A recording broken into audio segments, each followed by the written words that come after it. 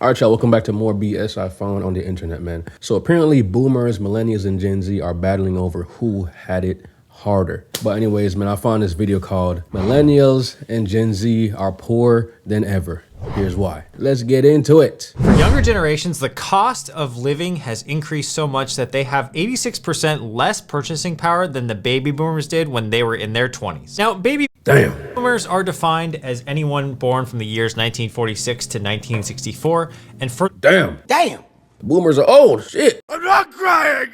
Not! Those boomers, they lived during a time where life was much cheaper, including houses, cars, and education. Yet we hear all the time that younger generations have a ton of flaws, like they're super lazy, or they spend all their money on avocado toast. And there's a constant debate of whether or not younger generations are weaker than the old. I am a victim to the avocado toast, y'all. I love me some avocado toast.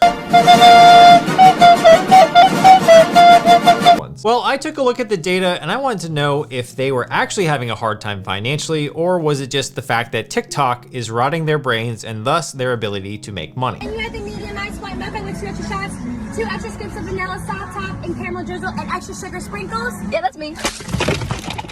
Let's talk about the elephant in the room, or in fact, the country, and that is home prices. Now in 2022, when the average millennial turned 33 years old, the median home price in the United States was $433,100. Median household income was around $70,000 in 2022. That means if you took 100% of the median income in 2022 and put it towards a home, it would take you roughly 6.11 years of your wages to buy that house outright. Now, of course, that's actually unrealistic.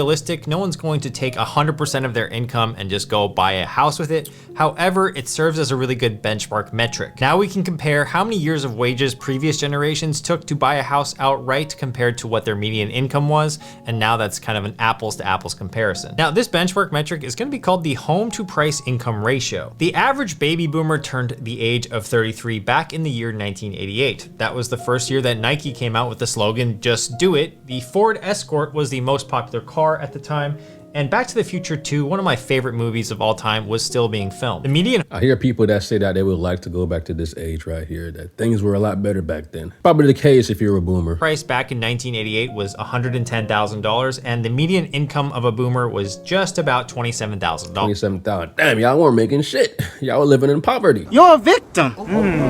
But of course, I know it's inflation. Back then, that was a good income or solid income or normal income. That means that their home to price income ratio was around 4. It would take 4 years of their median income in order to buy the median home at the time. In fact, some high earners back in the day were able to pay off their houses just with 1 or 2 years of wages. Now, historically, an average house in the US costs around 5 times the yearly household income. During the housing bubble of 2006 to 2008, it ballooned to a ratio of 7, as we can see here. But what's more startling now is that the home to price income ratio these days is well past that of the housing bubble levels. Now, if you thought a ratio of 7 was bad, let's actually look at the average house price to average income ratio in the United Kingdom. Our friends or lads or mates across the pond in the UK have been seeing ratios consistently over 7 for the past 10 years. Damn, you bloody wankers. Bloody hell, mate. Bloody hell. This is outrageous. What are y'all doing in the UK, man? Damn. Lately, it's been over 9. So if you're British and watching this video, I'm sorry, you're kind of more screwed than the average US citizen is, but at least you have some tea. I'm drinking some tea right now, and hopefully that kind of gives. Hey, man, I'm drinking some Starbucks coffee. Yeah, this is the pumpkin spice latte. That nigga gay, nigga gay, nigga gay, nigga gay. So if you thought that was bad, here's another graph of inflation versus the home prices from 1970 to 2023. You can see that the change in consumer price index here has been steadily going up linearly over time in the bottom darker blue line. And while home prices have been outpacing inflation since 1970, in the past decade, you can just see this vertical increase and it's basically ballooning like crazy. There are a couple of reasons for this, and they have to do with demographics. So first is that the boomers didn't face as much competition back in the day. There simply weren't that many people living in the United States in the 1970s and 1980s, and population growth has really exploded in the past 2 decades. Makes sense. So back in the day, houses weren't as much in demand, and so you didn't really see that much competition for them. Boomers were also likely to get married early, and thus they would have a multiple income household from an early age. And nowadays, marriage rates are going down, man. They are dropping. It's all about the self mentality now. It's not about building a family. It's about independence. I don't need a man. I don't need a woman. I don't need nobody. I can thug it out by myself. And what I keep snapping my fingers, that shit gay as hell. No homo.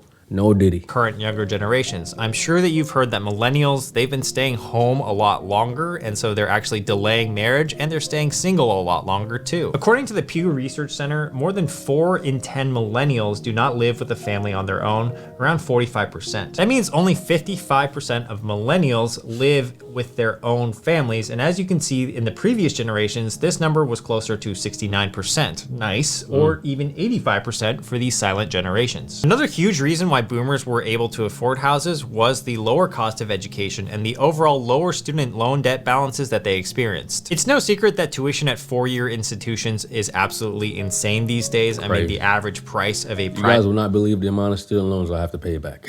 You guys will not believe it, man. I thought Biden was gonna get rid of it, but damn, he lied. I still have to pay them bitches, man.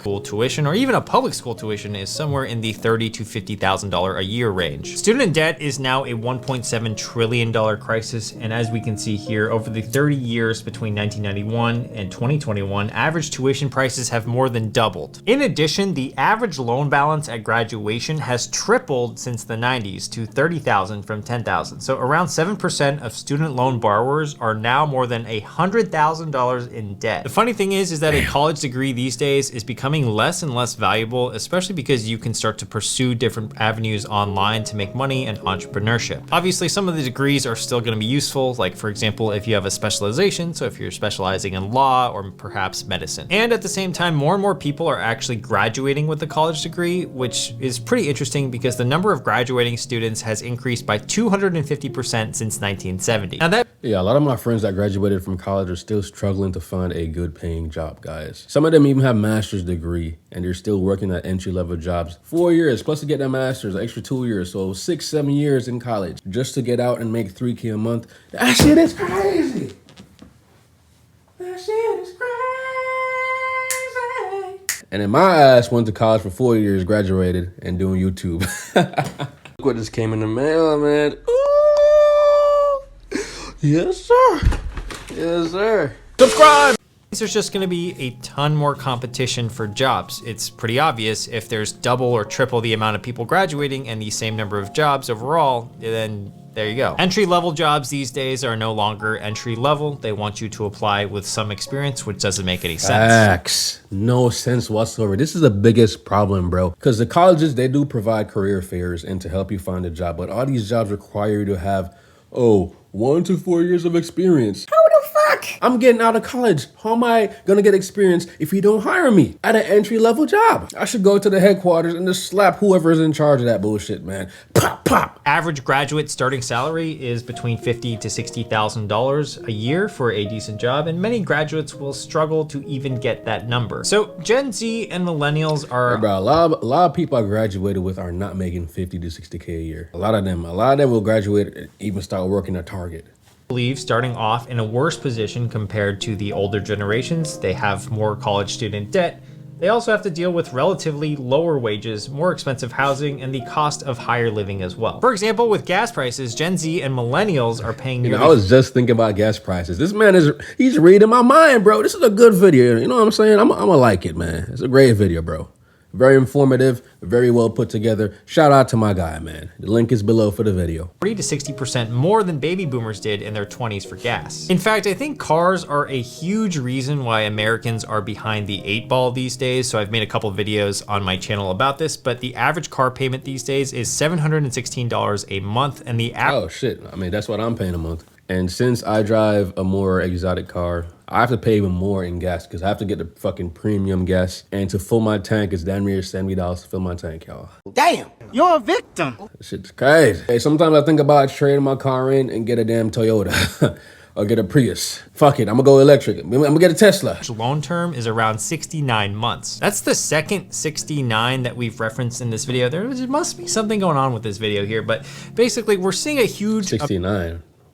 They freaky. Amount of consumer debt being taken on overall, and with auto loan debt as well as credit card debt at all-time highs, it's no surprise things are not that affordable. So couple all of these factors together, plus social media, plus distraction from your devices, you can see that it's kind of a recipe for disaster. Of course, I think our modern society has progressed a lot in terms of social issues and racial issues, and I think the older generation will always think that they had it worse than the younger generation. It's just a common way of life. So if you're watching right now and you aspire to own a home or perhaps be even wealthier than the previous generations, what are some of the steps that we can take to get there? First things first, a lot of it has to do with spending as well as affordability. So according to a recent report, 73% of millennials are now living paycheck to paycheck. We gotta learn to live below our means. And say my rent, I live in a 2-bedroom apartment right now, and the sun got bright. But my rent is $1,800, damn near $1,900. And could I get somewhere more expensive? I could live somewhere more expensive easily. But living here allows me to save some coins, you know what I'm saying? But am I gonna move next year? Next year I'm out of this bitch though, because I'm tired of this apartment. I am out next year. I might get me a house next year, man. My mentality used to be, fuck it, I'm gonna spend it all. But then I realized, nope, let me save some money and invest some. The general rule is that you should have a rent that is 30% of your gross income. This rule was initially recommended so that after you paid your rent, you still had money left over for things like living expenses, healthcare, utilities, etc. That means if you make $50K a year, you should roughly aim to spend $1,250 on rent every. You lucky if you can rent a fucking 1-bedroom in Orlando for that, bro. $1,250. And let's not talk about New York and LA. Let's not talk about those places, man. $1,250 in New York will get you a closet.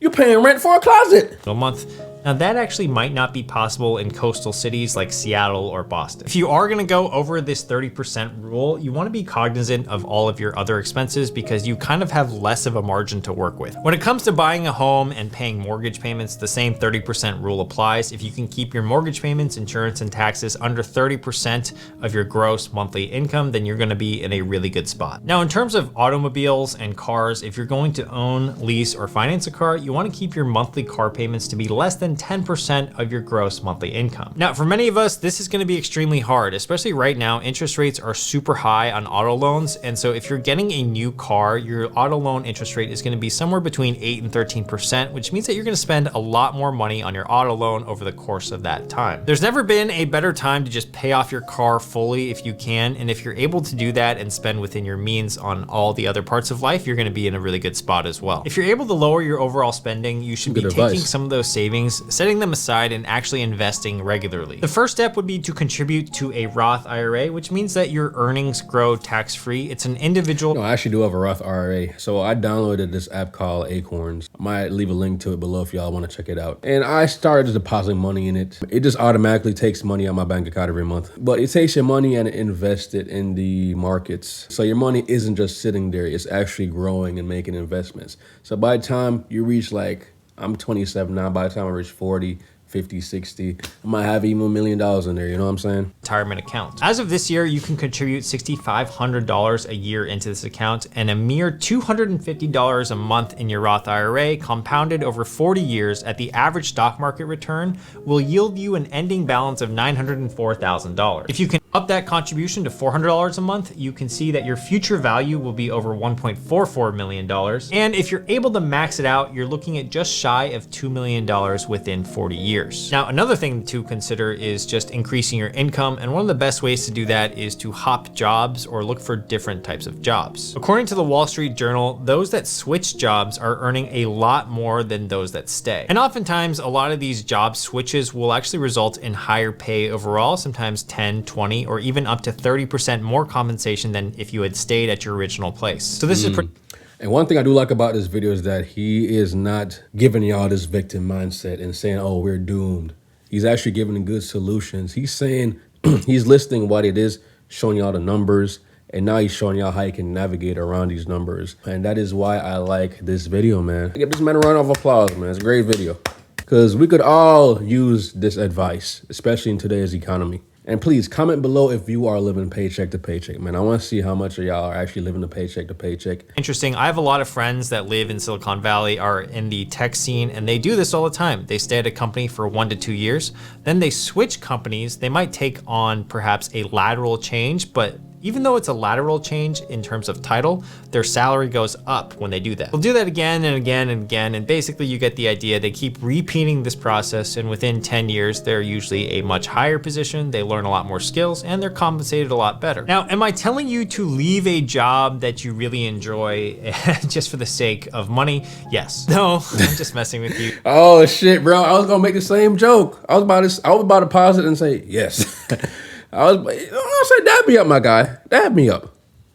Yes, sir, man. A lot of people would leave a job they enjoy for more money. Because say if you're working a job that's $50K and you absolutely love that job, but then you get offered a job that pays you $200K a year. That's going to make you think, fuck this job.